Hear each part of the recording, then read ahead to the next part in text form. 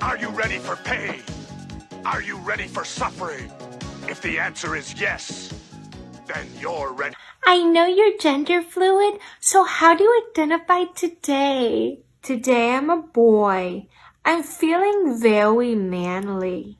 No offense, but you don't seem manly. I'm strong and sensitive.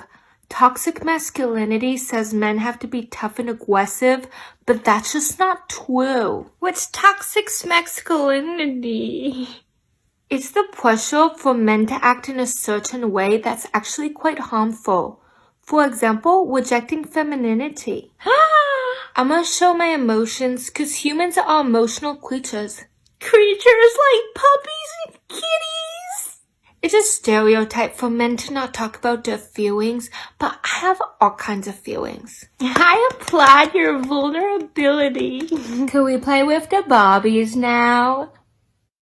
Take a deep breath, take a deep breath, take a deep breath, take a deep breath, take a deep breath, take a deep breath.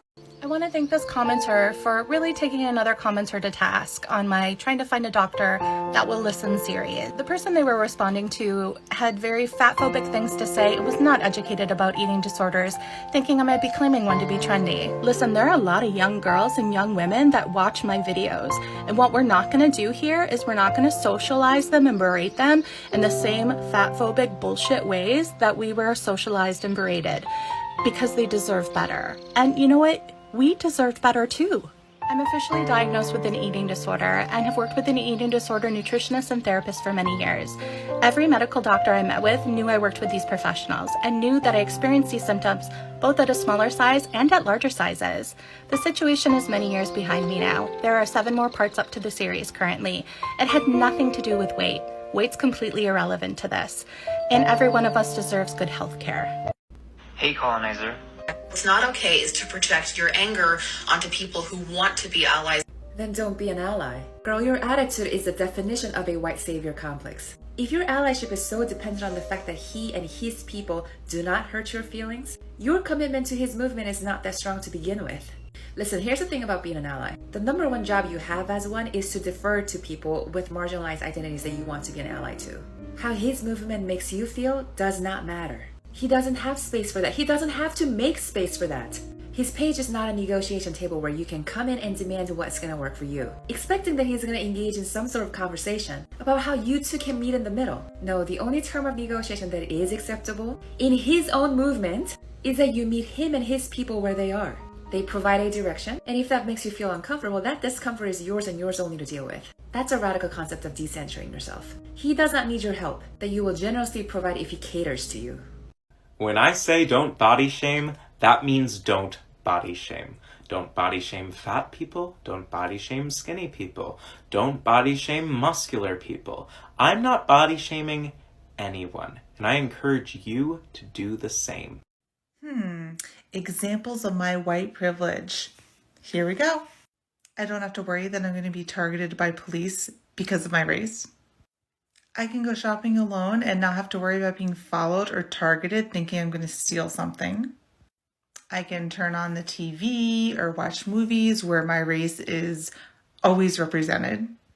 I can be as pissed off and as loud as I want to, and I'm not going to be stereotyped because of my race. I don't have to worry if I'm going to go buy a house that I'm going to be judged based on my skin tone to think that maybe I can't afford it. I'm never asked to speak for all white people. I'm not repeatedly asked, where are you from? And then you say, somewhere in America, and then you say, no, where are you really from? There's so much more, but get a fucking clue. White privilege is real, and if you're white, you need to own it and recognize that. When are we going to admit that this extreme meal prepping and super gym rat behavior? It's an eating disorder.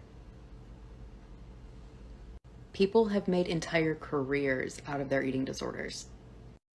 A mini episode in the series of if you are pregnant and you're obese and your OB provider tells you you're high risk, at risk for what and how much risk and what are our practice guidelines. So this comment made me think about a video I was going to do later, but I think I'll do it now in response to this comment.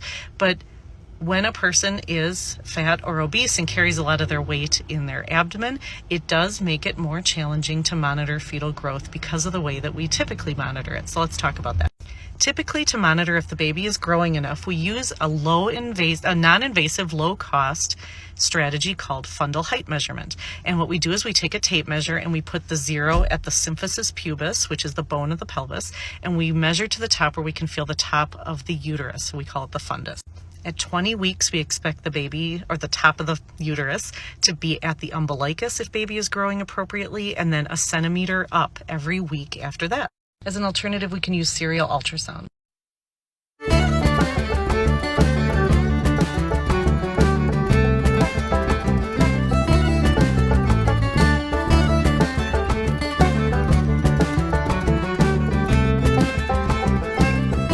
Hey, let's talk about gender-affirming care, specifically for trans youth.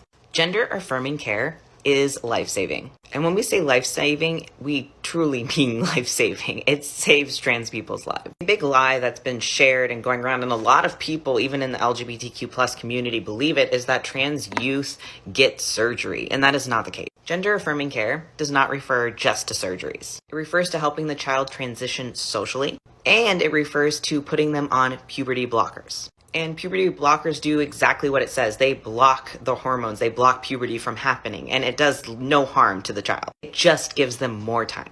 And through all of this, most trans kids are also receiving therapy. So contrary to many popular beliefs, this isn't something that's done overnight, not even for trans adults. And lastly, all medical associations agree that gender-affirming care is necessary and life-saving.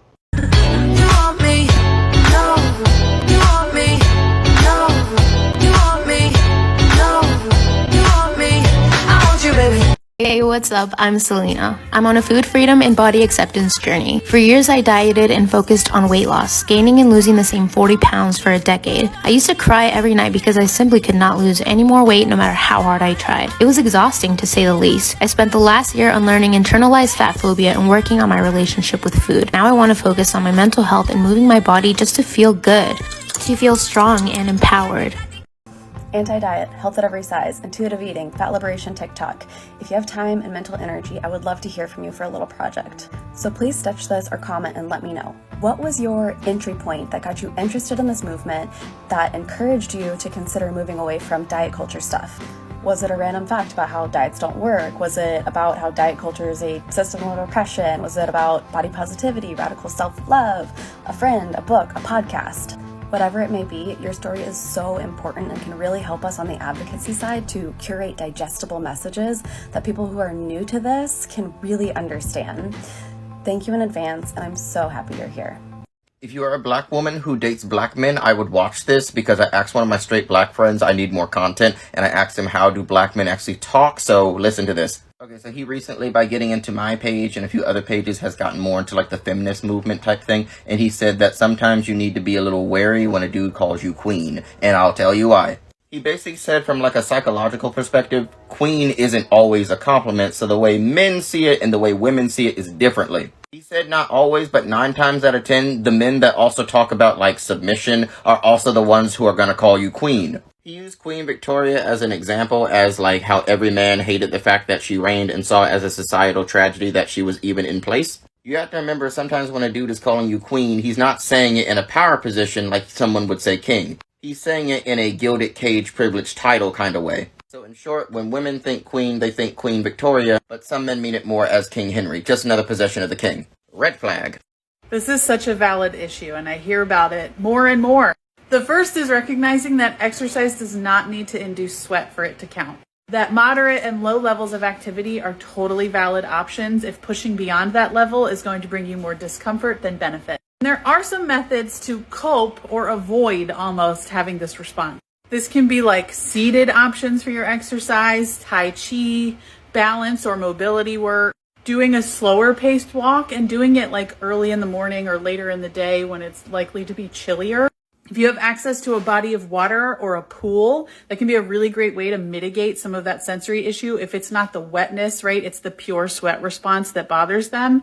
Water is a great way to kind of balance that out. Making sure your ambient temperature is cool, right? Have fans on hand. Drop the temperature down if you can. Keep it a little dimmer, a little darker. Final suggestion is to wear or provide clothing that is sweat wicking material so it doesn't get really sticky and wet. This is a work of art. This is bullshit. This is a work of art. This is bullshit. This is a work of art.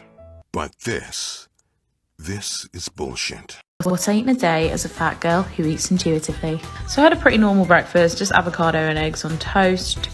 But for some reason I decided to try out edible flowers as well, which I will post a short video on. Very random, don't really recommend. Then I had a Kit Kat and a cup of tea, and then I had some protein granola with some oat milk and a packet of crisps. Then I made my first ever HelloFresh meal, which was pork and spinach ragu.